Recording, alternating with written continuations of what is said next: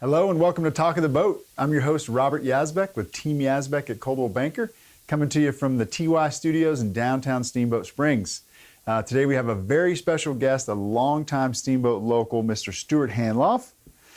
Stuart moved from the East Coast to Steamboat in 1972 because he loved to go skiing and ended up staying for the theater. Today we'll be talking to us about the changes he's seen in Steamboat and professional theater, specifically the Piknik Theatre in Steamboat Springs, looking forward to over the next year and a half. Stuart has been the Piknik Theatre Executive Director since its inception in 2008. Stuart, thank you so much for joining us. Robert, wonderful to be here. Thank you so much. Excellent, appreciate it. So let's jump right in. You got so much history here. I mean, 1972. Oh my God. Hard for me to imagine. So tell us a little about your background and Steamboat 1972. Well, I went to school actually on the West Coast and then decided to head back here because I had taken up skiing in California and really enjoyed it, and went to Winter Park. That's where everybody learns how to ski, I think. Okay. And came back this way and stopped off and really have never left over almost 50 years now. So that's incredible. It has been quite an adventure. I don't think I'll ever consider myself a local per se. I'm on a advisory committee with a guy named Bill Gay. Bill has lived here, I think, for 5 generations. Wow. So, you kind of go, yep, I'm newcomer still, though. Mm-hmm. Sure. But yes, obviously Steamboat has changed a tremendous amount. Oh, yeah, just a little. In 50 years. So what was 1972 like when you came and when you stayed for the theater? I've been waiting outside, of course, in the balcony, and I look up and down Lincoln Avenue. And I remember when I first got here, the first winter, I walked literally down the center of Main Street in Lincoln, and there were no cars, there were no traffic. Every single building had smoke coming out. It was the middle of January. The temperature on the bank, when they had a thermometer there, read minus 45 degrees. And I'm standing there in the street going, I love this place, because I have never been in a climate like that before. Right. And it was like, being on another planet. Absolutely. So obviously the temperatures have warmed up. We don't get those temperatures anymore. Yeah. The population of the community went from probably 2,500, mostly men, in 1972 to what we have now, which is far more diverse and larger.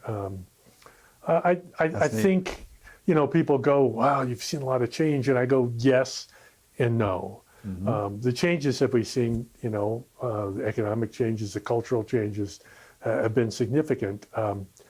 But I always like to think that the spirit of the Yampa Valley really is the same. Yes, I love that. The same now that it's always been. Mm-hmm. And that doesn't mean it's a place for everybody, but if you like small town living and you like the outdoors and you like Colorado and all the stuff that means, from John Denver to the Broncos, then this is a great place. Absolutely. I love that you said that because, it's changed a lot just in the last couple of years since COVID here. Yeah. And I keep saying that too. We got a whole nother demographic of people moving here, but I like to think that the spirit of Steamboat, will attract those that kind of fit in. Yeah, I've always said either you will change to fit the valley, or you won't stay. Right. That's right. I agree. And, absolutely. And there's that whatever the valley means, and so intangible. But those old timers will be the ones that could probably speak to that better than I. Absolutely. So when you said you stayed for the theater, and at first I thought you were joking. So tell us a little bit about that. Not at all. No, what was the theater in 1972? I'm walking down Lincoln Avenue again, and there's a restaurant now, the Old Town Pub. Everybody's probably familiar with it, but in those days it was called the Cameo, and there was a door that went upstairs, and on the sign on the outside of the door said, Great American Laughing Stock Company Theater opening soon. I said, well, I got to check this out. I'm new in town, theater, that's me. The door is open, up I go, and here's a guy named Charlie Taylor, who was one of the founders of the Great American Laughingstock Company, smoking marijuana and putting up drywall. And he asked me if I wanted to join him. And so I did. So we put up drywall, we put up theater lights, we smoked marijuana. I can admit that freely now in this point in time. And, That's great. And we did a variety of theater, from really bad melodrama to Moliere. It was an exciting experience. Some really great performers, some of whom have gone on professionally in the Front Range and worked in broadcasting and media for the rest of their lives. So it was quite an adventurous group in those incredible. days. I would have not guessed there was any theater here in 1972. So No, that's I mean, definitely news to me, and I love think that. even in the old days, well before my time, there was the community theater or occasional melodrama or whatever. But the Great American Laughingstock Company, as it was called then, was really the first attempt, I think, at professional theater, seasons, summer and winter, and so on and so on. That's incredible. Well, it's great. It's a great name too. I like the name of it. Well, when talking about history, coming back in 2008, when we started Piknik Theatre, which is a grad school project that I did. I went overseas. I was in grad school in New Zealand getting a master's in theater directing, and I came back, and my community project was this community theater. Right. So tell us about that. I mean, that's what I want to learn sure. about. Because that's something that's still going on. Well, in 2000, Been here since again, we 2008. talk about changes. In 2008, there was no cheap theater.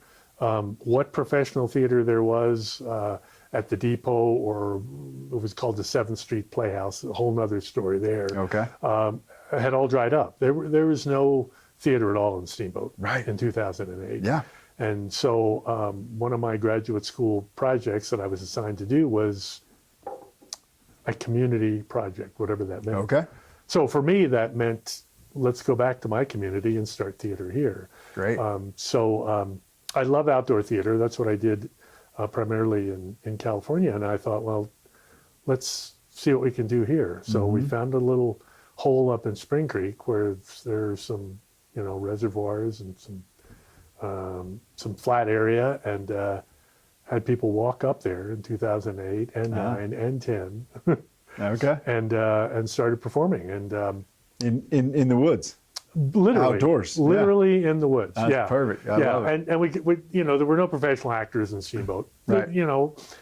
Steamboat is a great place for professional skiers, professional realtors, professional restaurateurs. Right. It's not a place for professional theater. Right. So we brought in actors in 2008 from New Zealand, where I went to grad school. And a bunch of my friends, I just flew them over. We put them up in a condo somewhere. They were on holiday, Right. Again, I know that the immigration people are not watching, and they're no longer coming over anyways. They were working illegally. Sure. So we did a Shakespeare piece and a little musical, and it was free, as it stays today. Yeah. There's no charge. We don't charge anybody for this. So Wow. It's been quite an adventure. I did it in 2008, and I said, if it's worth doing once, it's worth doing twice. Yeah.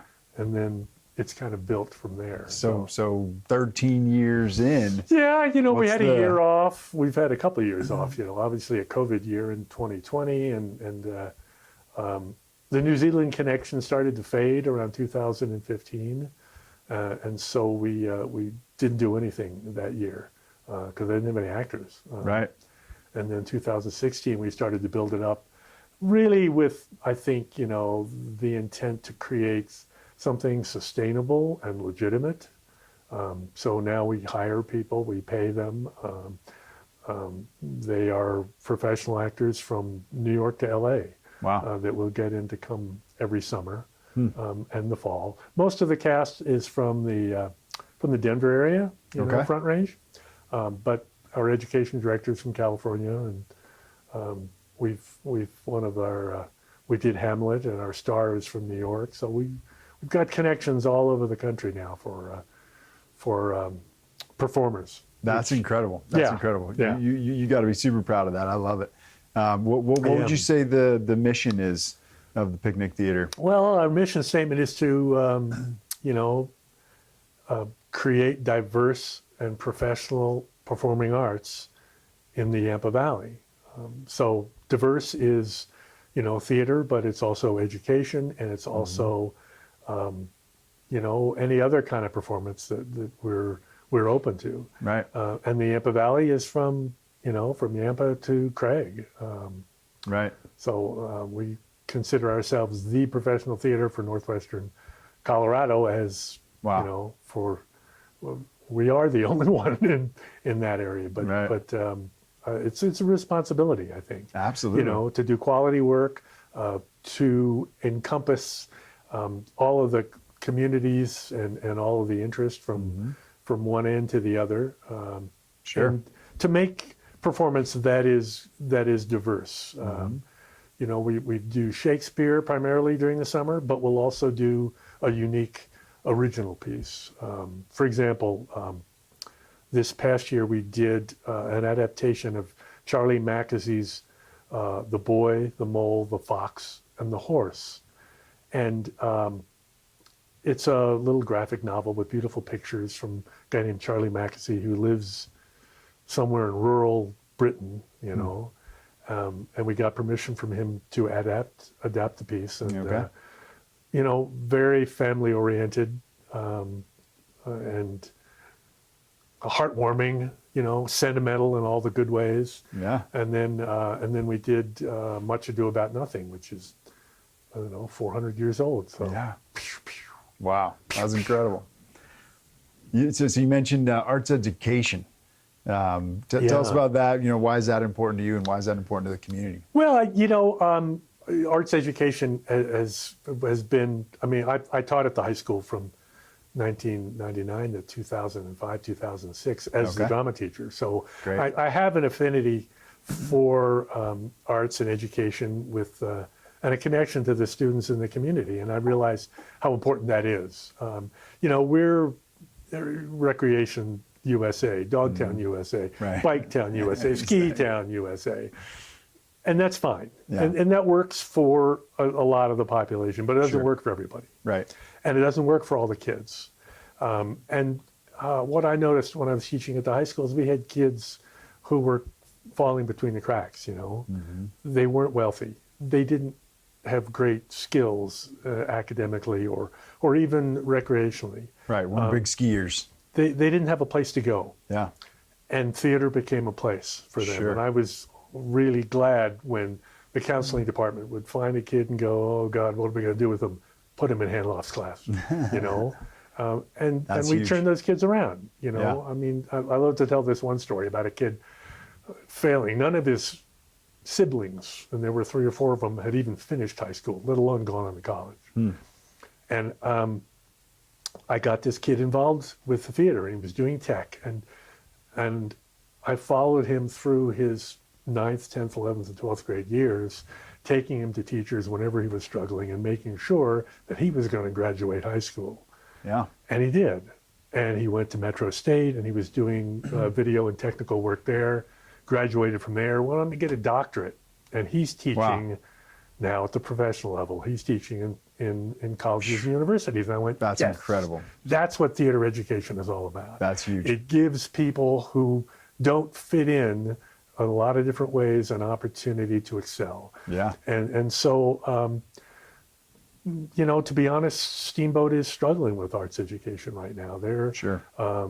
There's never been any programs at the elementary school level.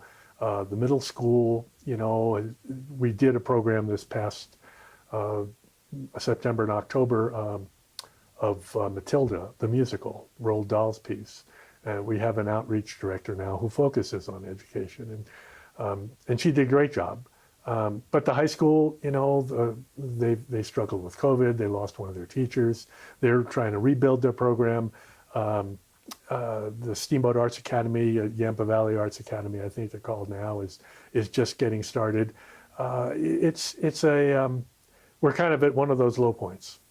And I think Piknik Theater, we see an opportunity to try to fulfill that obligation. Absolutely. Part of our mission statement and I think a void in the community student culture that's so critical. So that's why we're developing some more of the programs that we are at the school level, and encouraging all of the schools. When we had our outreach director here, she was working with the Montessori school, the Yampa Valley High School, the alternative school there, as well as doing the middle school production. And we're proud to make that an important part of what Piknik Theatre is all about. That's incredible. Yeah, Such important work, and it always blows me away how the arts are the first to get cut and everything. I mean, a whole nother topic, but really important work you guys are doing. So. A whole nother topic. Yeah. So Piknik Theatre, you guys are putting on, professional performances. What kind of performances are you doing, and what do you have coming up? So, we've done, every year since 2008, we've done this kind of balanced approach to something old, something new. What we did this year, in addition to the Charlie Mackesy piece, we did Much Ado About Nothing. Those are the two outdoor, the free performances. We also did Romeo and Juliet.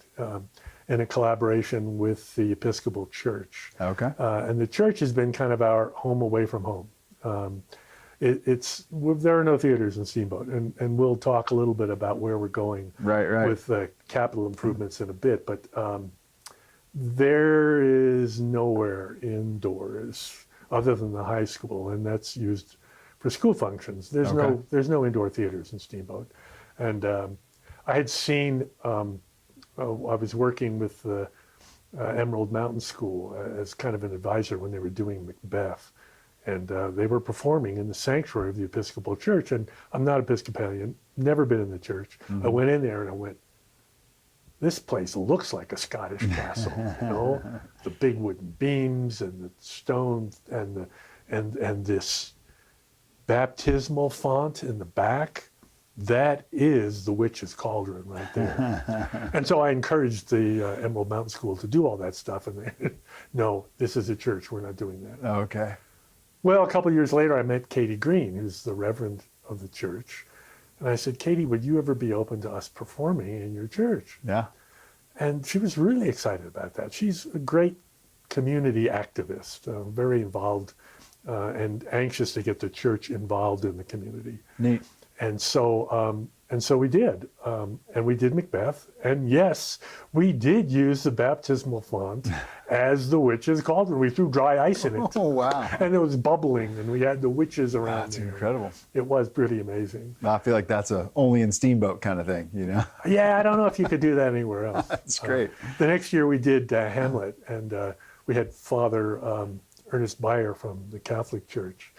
And I said to him, well, could we use your baptismal font for anything? He went, no, that doesn't happen in the Catholic Church. Only happens here in the Episcopal Church.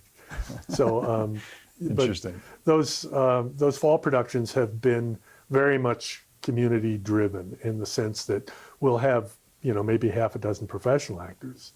But, a cast of Macbeth, a cast of Hamlet, there's a lot of actors in there. Right. And so we've opened that up to any community person that shows up. So we have a lot of community actors.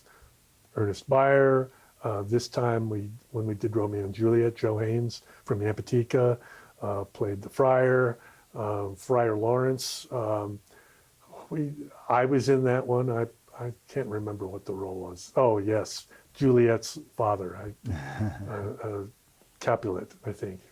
Or maybe it was Montague. I get them confused. I'm sorry. Anyhow, we like to bring in local actors wherever possible. Absolutely. It's been a challenge during the summer because of COVID issues. We have to mic everyone, and the more people we have, the more complicated it gets, and all these things. Theater struggles. Yeah. Struggles with COVID. I mean, you can't imagine what it was like for people. And I deal with professional actors all the time. Right. And to talk to friends who basically ran out of work in March of 2020. Right. And we're done. That's it. Yeah, there was no working from home, right, in that industry. No, I don't know if you've seen Zoom, but it sucks. Yeah, exactly. It's not entertaining. Not a venue for... Great to communicate. We're here. We're live. Here we are. But, not for the arts. Not a performing arts venue. You don't want me reading, Shakespeare like this. It's just boring. Yeah, gotcha. So we didn't have much local participation this past summer, but we took advantage of vaccinations and masking and got everybody who wanted to be into Romeo and Juliet. So it was really good. That's great. We've got strong performers here. Don't get me wrong. It's just you can't live on that. If you know any professional musicians in Steamboat, you know how they're getting by. Oh yeah. They're teaching, or they've got, Mike Martinez, one of our board members, great musician, graduated Oberlin from the music program, which is one of the best in the country. Yeah. And he's a CPA now, or working towards it. So, but he plays music, but you just can't have that one gig. Yeah. No, that's tough. Yeah, Kerry Camperschrauer, actually, we just sent him off, back east, unfortunately. And he was a teacher and performer, but like you said, it's just tough to do. I mean, this is a retirement project for me, let's face it. Okay, it's a professional theater. Everyone gets paid. I don't. Okay. I'm the only non-professional in the group. but you do have paid performances now. Oh, yeah. Right? Yeah. I mean, it's no longer the actors, everything for free. No, the actors are paid a decent wage, a competitive wage. I won't say it's hardly decent. I mean, if I tell you what, even if you look at what equity actors... I won't ask, I promise. If you look at what equity actors are getting in New York, it's hardly enough to live on. Right. I don't know how anybody does this. It looks great. They have great costumes. They come out the stage door, they sign your autographs, and then they go home to a studio apartment. Tiny studio apartment, that's smaller than this place. Yeah, I believe it. Musicians as well. I mean, it's just the arts have changed so much. So you said no indoor theater. I mean, where's your central location? Where do you call your theater? So we've always depended on the kindness of strangers, and so the Episcopal Church is indoors. We were outdoors originally up in Spring Creek, in this remote little spot in the woods. People walking up there with their picnic baskets. I love it. Chairs, and then, but we've been at the Botanic Park. Is that the correlation with Piknik Theatre? Was it because you took picnics up to the? So I'm in New Zealand. To the woods. I have this community project, and I'm talking with one of my tutors, the professors they call them over there, the tutors, and I'm going, what should I call this? And they said, well, it's outdoors. Why don't you call it Piknik Theatre?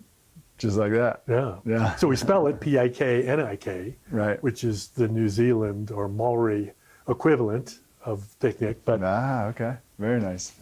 But that's how it came from. There you go. So Perfect. It is outdoors. We encourage people to bring picnic baskets. It's free. It's about an hour. Yeah. We've been in the Botanic Park since 2011. Great. So that's been home there.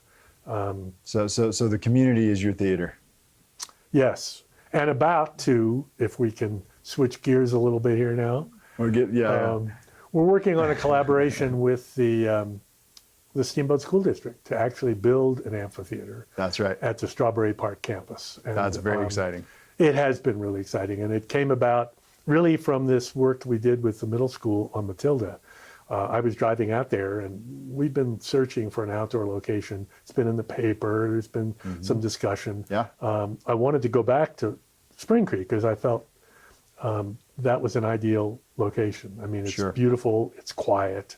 Those are the two things that are most important as far as I'm concerned about being outside. It's got to be quiet, and it's got to be attractive. Right. And so here we were looking for some city property that would fit those descriptions and struggling. And then I'm out at the Strawberry Park School, and I'm wandering around, and it's quiet out there. It's beautiful out there, Strawberry Park Valley. Yeah. And I find this little place near the playground at the elementary school. And I thought, it's away from where the athletic field is. It's over, further towards the edge of the campus. And I thought, this could work. Yeah. Like right over where the little shed is? Yeah, there's a couple corner? of buildings over there, old Okay. schoolhouse buildings, Okay. which the school is encouraging us to use as part of this Oh, program. gotcha. Okay. So I was out there and I wandered around and I did what I normally do, which is start making calls, and talk to the school superintendent, and talk to anybody I can, and go, well, what do you think? What do you Yeah. think? What do you think? And it's been incredibly positive. Great. You know, the school said, let's take a look at it. The adjacent property owners came over. We all kicked the dirt around and said, yep, let's go. It's great. That's incredible. We got an architect, an acoustical engineer to fly out literally overnight.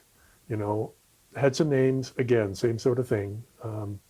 I'll start making calls and see what happens. And this one is stuck to the wall pretty good. That's incredible. What's the status? What's the current So status? Where right are you now in the process? we're working on conceptual drawings, putting together kind of a memorandum of understanding, a lease agreement with the school district, because they'll own the property. Sure. But Piknik Theatre will lease or operate that area because it's easier for us really to go to foundations and raise money as a nonprofit than for the school district, Right. who's already a taxing, collecting entity Okay. to do those things. So we like the collaboration, but we want to be in charge of construction, design, maintenance, operation, and all the other stuff associated with that area. Great. We'll use it during the summer, and then it'll be available year-round, really, to the school district, because we're not going to be in there 24/7.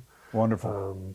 It'll will be that- open will for that, community. Will that help you collaborate on some of your programs with the school as well? Absolutely. That's beautiful. That's another piece of the educational puzzle, I think, that Mm-hmm. we see is the school district doesn't have any outdoor education or outdoor performance places, venues either. Right. So it's going to be a great benefit to the district. Mm-hmm. It's going to be a great benefit to us.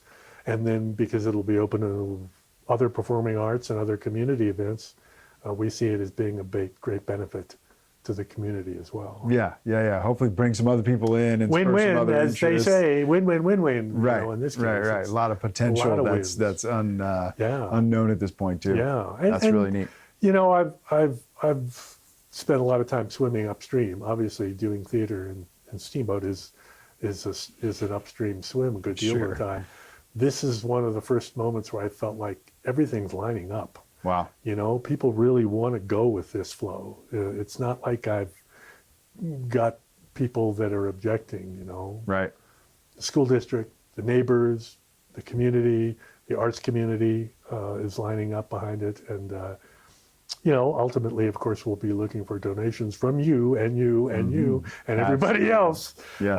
for this capital project. But it's going to be a very low maintenance facility. There'll be a roof stage, some tiered outdoor seating, no toilets, no water and sewer because we're using the school. Sure. No electricity because I don't want to run it at night, both for environmental reasons and it's not that kind of facility. Right. There'll be no amplification, so it's going to be just for acoustic performance. And so there's the maintenance cost should be fairly low. Yeah. Excellent. Yeah. So I love it. I mean, that's really exciting. I'm happy for you guys and looking forward to it. Great. What are the main obstacles? You've talked about some. What are the current obstacles you're facing, you know, with that project and across your business? You know, it's funny because we're sitting in a real estate office, and the biggest obstacle for performing arts is what a lot of working people are facing in this community, which is there's no housing. Right. There's no housing for staff members if I wanted to hire people. But for us, in 2009 and 10, when we had that crash and market and everybody's desperate, people were giving us condominiums for free for local actors. I mean, for the actors to come in, spend 6 weeks, not even 4 weeks like we do now. Wow. 6 weeks, no charge, stay in our condo, give us a tax break, and we'll let you stay there. Wow. We spend, you know, 10% of our budget, 20% of our budget now on housing because we've got to rent condos. And So it's expensive. Yeah.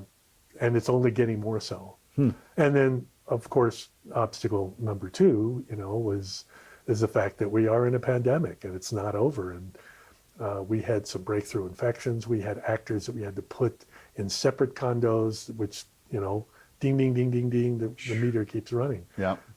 So housing is a real obstacle, I think, for all the performing arts and Steamboat, unfortunately. Absolutely.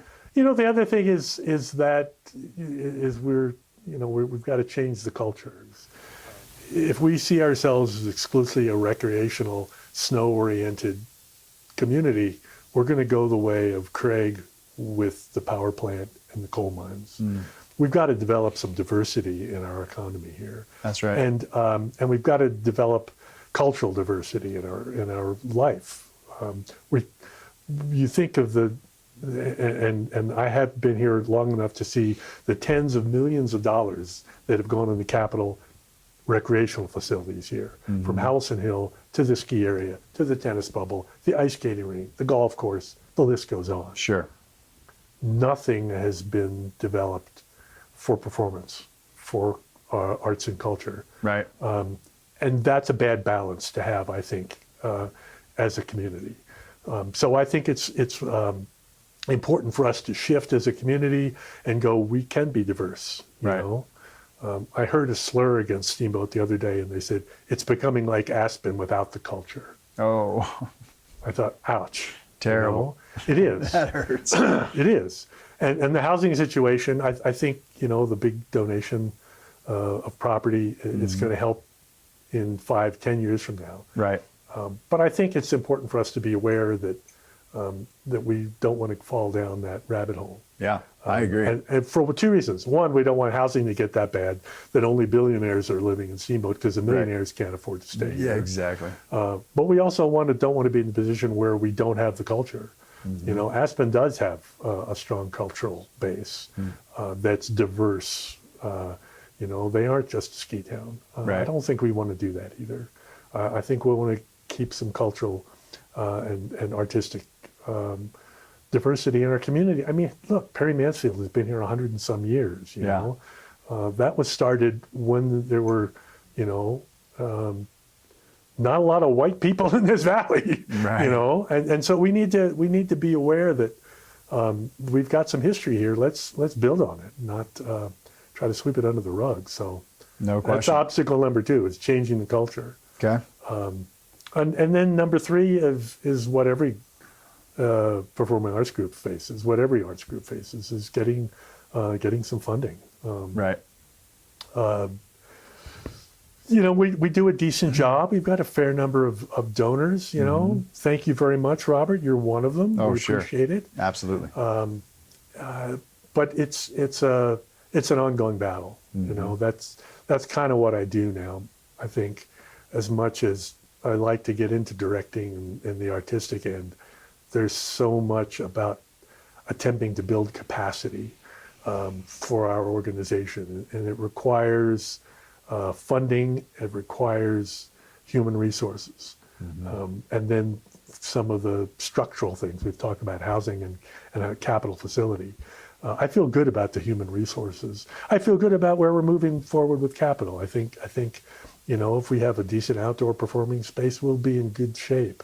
Sure. Until the day comes when Steamboat builds, an indoor performing arts center. Indoor theater. Yeah. But that ain't gonna happen anytime soon. Right. Bro.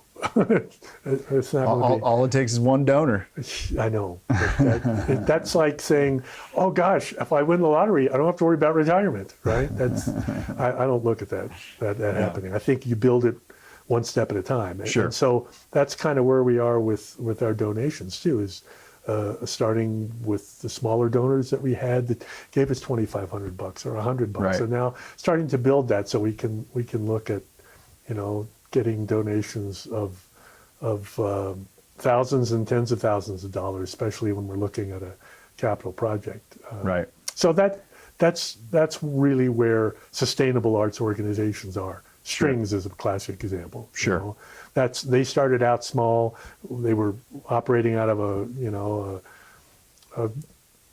the old athletic club. Tent, used to be up basically, there. right? This is even before that. Oh, before they were the on the tent, okay. roof of the athletic club. The Oh, Steamboat interesting. Okay. Storm Meadows Athletic Club, I think. Oh, gotcha. Yeah. Yeah, I mean, this was a long time ago. Yeah.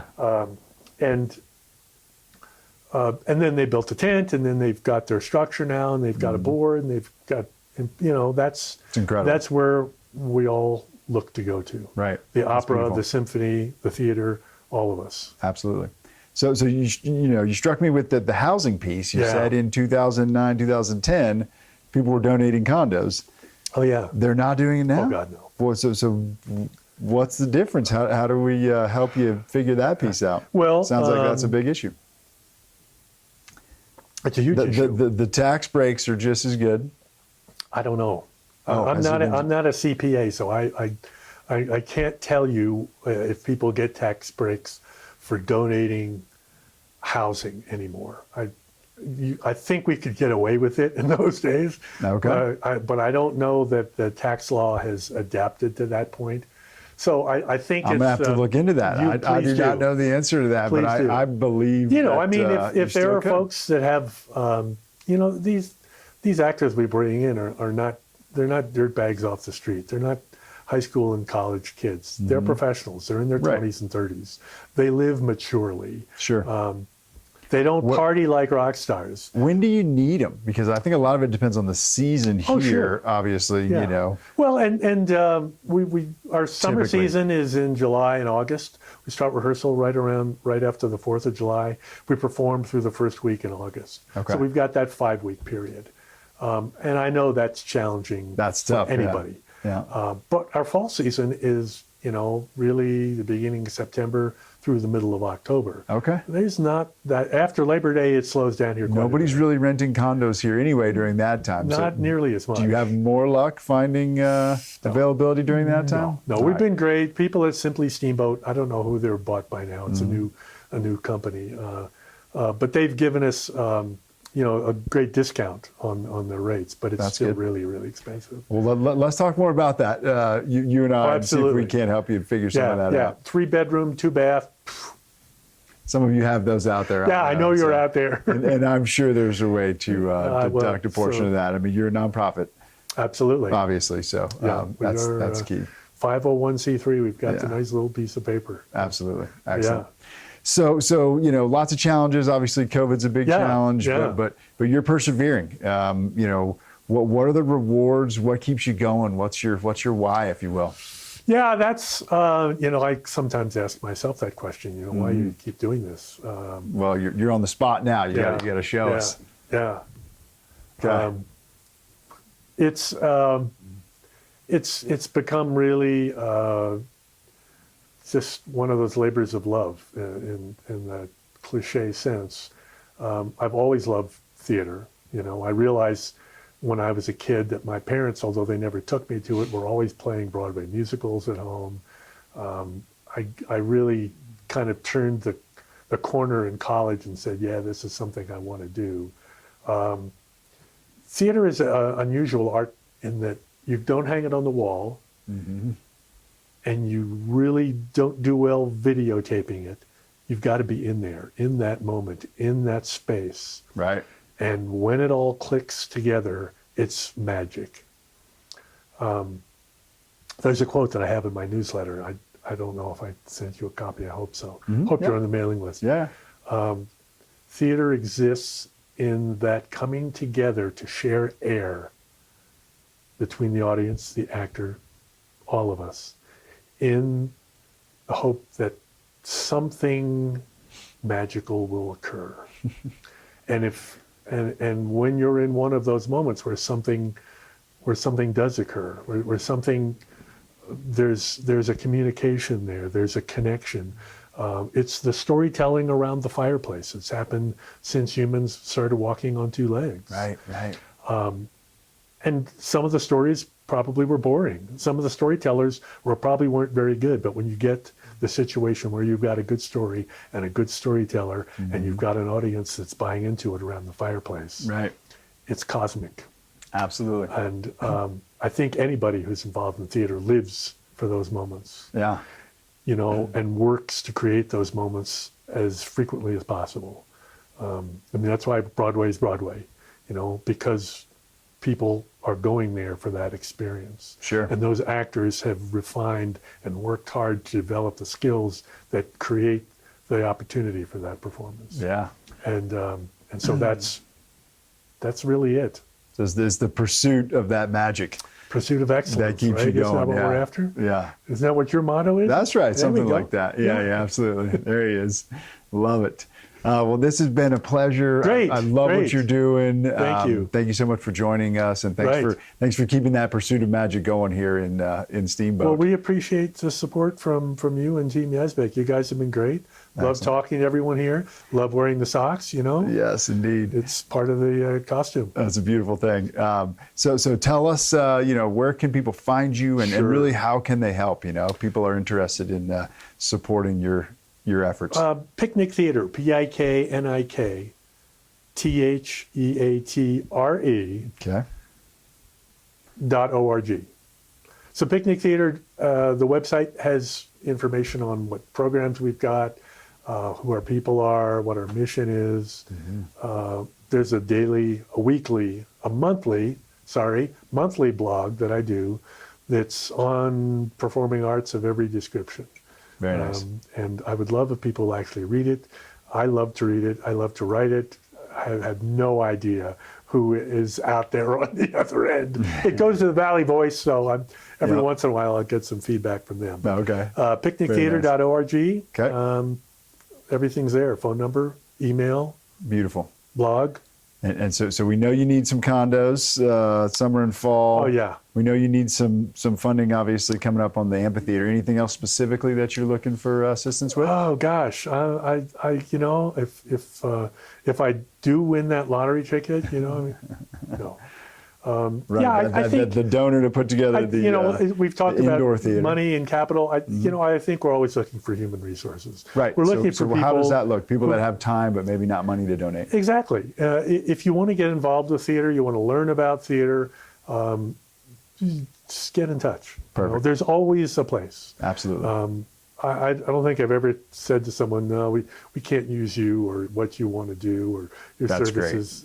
Everyone's welcome. That's the advantage of the educational aspect of what we do. It's very welcoming. I think that's what we try to build in our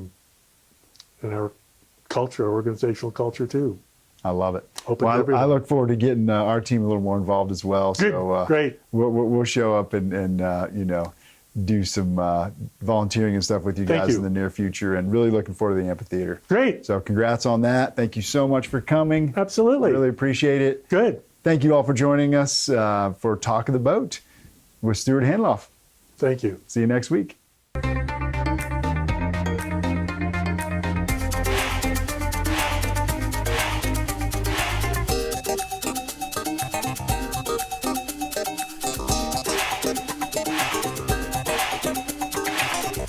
Bye.